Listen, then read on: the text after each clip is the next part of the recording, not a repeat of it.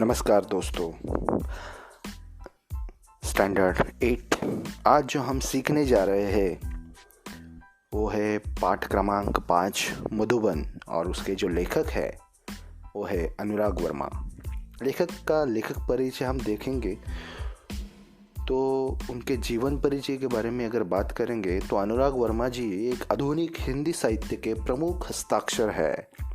इनकी रचनाएं विविध पत्र पत्रिकाओं में प्रकाशित होती रहती है। इनके साहित्य में विशेष रुचि है। इनके लेखन की भाषा सरल एवं सहज है। इनके द्वारा लिखे गए लेखों का वाचन करते समय पाठक को आनंद का अनुभव करते हैं। अभी ये जो लेखक है इन्होंने बहुत सारी किताबें लिखी है, लेकिन आज जो हम देखने जा रहे हैं मधुबन, इसके बारे में अगर बात करेंगे तो मधुबन यह एक साक्षात्कार है। इसमें लेखक अनुराग वर्मा जी ने डॉक्टर राम कुमार वर्मा जी से काव्य प्रेरणा, लौकिक पारलौकिक प्रेम व देश की राजनीतिक स्थिति के आदि पर प्रश्न पूछे हैं। डॉक्टर वर्मा जी ने भी इन प्रश्नों के बहुत ही सरल शब्दों में उत्तर दिए हैं। डॉक्टर वर्मा प्रयाग स्टेशन स्थित मधुबन में रहते हैं। उनका साक्षात्कार लेने हेतु लेखक अनुराग जी ठीक 10 बजे उनके घर पर पधारे। करीबन 1 घंटे तक उन्होंने डॉक्टर वर्मा जी के साथ वार्तालाप किया। इस साक्षात्कार में उन्होंने समझा कि डॉक्टर वर्मा जी ने सन 1921 से असहयोग आंदोलन में भाग लिया था, इसलिए उन्होंने स्कूल का त्याग किया था। गांधी जी के आदेश का पालन करने हेतु वे आंदोलन में सम्मिलित हुए थे। उस वक्त वो सिर्फ 15 वर्ष के थे। वे राष्ट्रीय ध्वज लेकर प्रभात फेरी निकलते थे। उसी समय उन्होंने देश प्रेम की भावना व्यक्त करने वाली अपनी पहली कविता लिखी थी। हिंदी प्रेम के कारण वे मध्य प्रदेश से उत्तर प्रदेश आ गए।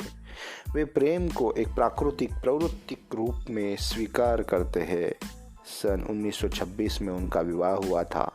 स्वतंत्रता आंदोलन में सम्मिलित होने के बावजूद भी वे राजनीति से दूर रहे, क्योंकि राजनीति में वो जो अस्थिरता है वह उन्हें पसंद नहीं थी। उन्हें साहित्यकार के रूप में साहित्य से ही लगाव था। हमने अगर देखा तो ये जो पाठ है वो पाठ अनुराग वर्मा जी ने लिखा हुआ है, और जो लिखा है वो डॉक्टर राम कुमार वर्मा, ये जो डॉक्टर है उन्होंने इंटरव्यू लिया है। और इस इंटरव्यू में जो बातें उन्होंने उनसे की है, जो बातें उन्होंने उनसे समझी है, वो बातें वो हमें बताना चाहते हैं। उनका जीवन परिचय क्या है, उनका पूरी लाइफ में उन्होंने क्या क्या किया, कौन सी किताबें लिखी, कैसे किताबें लिखी, वो असहयोग आंदोलन में कैसे शामिल हुए, इस सब के बारे में उन्होंने इस पाठ में हमें बताया गया है। पाठ देखते हैं हम। सुबह का समय था। मैं डॉक्टर राम कुमार वर्मा जी से प्रयाग स्टेशन स्थित निवास मधुबन की ओर पूरी रफ्तार से चल रहा था, क्योंकि 10 बजे उनसे मिलने का समय तय था। वैसे तो मैंने डॉक्टर साहब को विभिन्न उत्सवों, संगोष्ठियों एवं सम्मेलनों में देखा था। निवास का मतलब है रहने का स्थान, और संगोष्ठियों का मतलब है किसी विषय पर विशेषज्ञों का चर्चा सत्र। और आज लेखक मुलाकात लेने के लिए, मतलब इंटरव्यू लेने के लिए उनके पास जा रहे हैं। मेरे दिमाग में विभिन्न प्रश्नों का ज्वर उठ रहा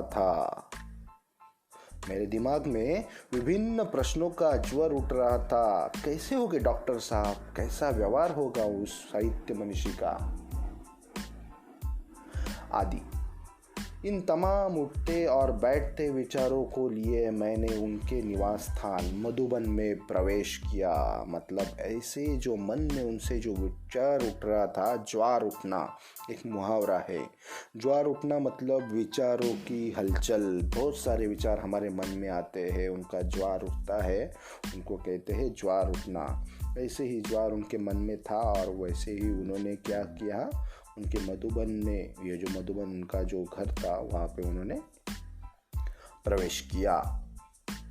काफ़ी साहस करके दरवाजे पर लगी घंटी बजाई। नौकर निकला और मैं पूछ बैठा, क्या अनुराग जी है? मैंने उत्तर सिर्फ हाँ कहा। उसने मुझे ड्राइंग रूम में बिठाया और कहते हुए चला गया कि डॉक्टर साहब आ रहे हैं। इतने में डॉक्टर साहब आ गए। अनुराग जी, कैसे आना हुआ? आते ही उन्होंने पूछा। मैंने कहा, डॉक्टर साहब, कुछ प्रसंग जो आपके जीवन से संबंधित है और उनसे आपको महत्वपूर्ण प्रेरणाएं मिली है, उन्हीं की जानकारी हेतु आया था।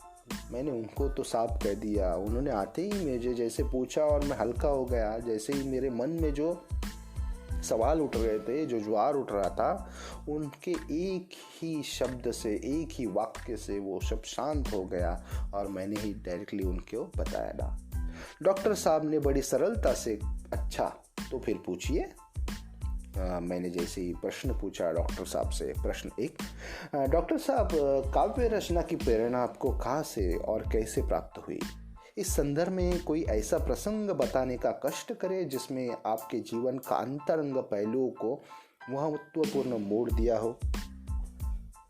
जैसे उन्होंने प्रश्न पूछा वैसे ही डॉक्टर साहब ने उत्तर दिया। पहले तो मेरे जीवन में समाज की अंधव्यवस्था के प्रति विद्रोह अपने आप ही उदित हुआ। सन 1921 में जब मैं केवल 15.5 वर्ष का था, गांधी जी के असहयोग आंदोलन में पारिवारिक एवं सामाजिक व्यवधानों पे संघर्ष करते हुए मैंने भाग लिया। उस समय स्कूल छोड़ने की बात तो सोच भी नहीं जा सकती थी, मगर मध्य प्रदेश के अंतर्गत नरसिंहपुर में मौलाना शौकत अली साहब आए और बोले, गांधी जी ने कहा है कि अंग्रेजी की तालीम गुलाम बनाने का नुस्खा है। तत्पश्चात आवाज तेज करते हुए वो कहने लगे, है कोई माइका लाल जो कह दे कि मैं कल से स्कूल नहीं जाऊंगा? मैंने अपनी माँ के आगे बड़ी ही श्रद्धा से स्कूल न जाने की घोषणा कर दी। सभी लोग सकते में आ गए। सभी लोग सकते में आना, अति भयभीत होना, स्कूल न जाने की बात ये कह के सुन के ही सभी लोग अति भयभीत हो गए, सकते में आ गए। बात भी अजीब थी। उन दिनों एक डिप्टी कलेक्टर का लड़का विद्रोह कर जाए। लोगों ने बहुत समझाया, पिताजी की नौकरी की बात है, परंतु मैं घर से निकल पड़ा क्योंकि गांधी जी का आदेश मानना था। इस प्रकार सर्वप्रथम मैंने सत्य एवं देश के लिए विद्रोह किया। तब तक मैं 16 वर्ष का हो चुका था और राष्ट्रीय ध्वज लेकर नगर में प्रभात फेरी भी किया करता था। यह सब बात सन 1921 की है और इसी समय मैंने देश प्रेम पर एक कविता लिखी। यही मेरी कविता का मंगलाचरण था। पहली जो हम कविता लिखते हैं उनको मंगलाचरण कहते हैं। देश पे लिखी हुई ये पहली कविता डॉक्टर साहब की थी और तभी से उन्होंने अपना लेखन शुरू किया। प्रश्न 2, जैसे ही मैंने डॉक्टर साहब से पूछा, क्या आप मध्य प्रदेश से उत्तर प्रदेश कैसे आए? डॉक्टर साहब का उत्तर, हिंदी प्रेम ने मुझे मध्य प्रदेश से उत्तर प्रदेश आने को प्रेरित किया, क्योंकि उन दिनों नागपुर विश्वविद्यालय में हिंदी नहीं था। सन 1925 में मैंने इंटर की परीक्षा उत्तीर्ण की। उस समय इंटर था, अभी जैसे एसएससी बोर्ड है, उस समय इंटर था। तत्पश्चात उच्च शिक्षा हेतु प्रयाग विश्वविद्यालय में प्रवेश लिया। मैंने इसी विश्वविद्यालय से एक एमए की परीक्षा श्रेणी में उत्तीर्ण हुआ। मैंने देखा कि डॉक्टर साहब के चेहरे पर गंभीरता का भाव साफ प्रतिबिंबित हो रहा है। ऐसा प्रतीत हो रहा था जैसे मैंने अतीत में खो गए हो। मैंने पुनः सवाल किया। जैसे ही मैंने उनको ये सवाल किया तो वो मुझे ऐसा लगा कि वो अपने अतीत में खो गए, अपने पास्ट में गए हैं और उनको बाहर निकालने के लिए, उनको उसी जगह वापस लाने के लिए मैंने उनको वापस एक सवाल किया। प्रश्न, डॉक्टर साहब, प्राय ऐसा देखा गया है कि कवियों एवं लेखकों के जीवन में उनका लौकिक प्रेम पारलौकिक प्रेम में बदल गया। क्या आपके साथ भी ऐसा हुआ है? उत्तर, अनुराग जी, प्रेम मनुष्य की एक प्राकृतिक प्रवृत्ति है। सन 1926 में मेरा विवाह हो गया और मैं गृहस्थ जीवन में आ गया। अब मुझे सात्विकता एवं नैतिकता से प्रेम हो गया है। मैंने इसी समय यानी 1930 में कबीर का रहस्यवाद लिखा। बहुत बड़ी किताब है कबीर का रहस्यवाद। इतना अवश्य है, मेरे जीवन में कुछ अनुभव कविता के माध्यम से प्रेषित हुए। मुझे बचपन से ही अभिनय का शौक था। शौक मतलब इच्छा। और प्राय उत्सव के अवसर पर नाटकों में भाग लिया करता था। जो उत्सव होते थे और जब भी उनको अवसर मिलता था तो बड़े बड़े नाटक जो होते थे उत्सव में उन्होंने वो भाग लिया करते थे, क्योंकि उनको किसमें अभिनय में शौक था। मैंने बात आगे बढ़ाई और पूछा, डॉक्टर साहब, देश की राजनीतिक स्थिति में आपकी क्या राय है? उन्होंने उत्तर दिया, मैं राजनीति से हमेशा दूर रहा हूँ, क्योंकि राजनीति में स्थिरता का अभाव है। मतलब राजनीति में क्या है? स्थिरता नहीं है। एक यहाँ से उठता है, दूसरे पक्ष में जाता है, दूसरे पक्ष से तीसरे पक्ष में जाता है, इसलिए राजनीति अस्थिर है। जो भी अपना जहाँ पे ज़्यादा पैसे मिलते हैं या ज़्यादा बड़प्पन मिलता है, वहाँ पे राजनीति वाले लोग जो जाते हैं तो वो डॉक्टर साहब को पसंद नहीं है, इसलिए वो वहाँ पे राजनीति में कभी आए नहीं, क्योंकि उनको वहाँ पे अस्थिर लग रहा था।